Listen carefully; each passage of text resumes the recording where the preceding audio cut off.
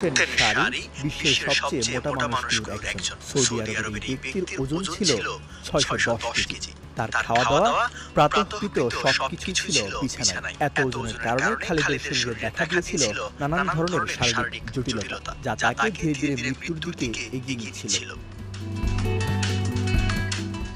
এমন সময় খালিদকে সুস্থ জীবনে ফিরিয়ে আনতে পাশে এসে দাঁড়ান সৌদি রাজা আব্দুল্লাহ। তিনি সম্পূর্ণ বিনামূল্যে খালিদের চিকিৎসার ব্যবস্থা করেন। সৌদির জাজন থেকে চিকিৎসার জন্য তাকে রিয়াদের কিং ফাহাদ মেডিকেল সিটিতে নিয়ে যাওয়া হয়। হাসপাতালের বিশেষ ধরনের সজ্জায় রাখার ব্যবস্থা করা হয় তাকে। যেহেতু ৬১০ কেজি খালিদের এক চুল নড়াচড়ার ক্ষমতা ছিল না, তাই ৩০ জন চিকিৎসকের একটি দল গঠন করা হয় বিরল এই রোগের চিকিৎসার জন্য।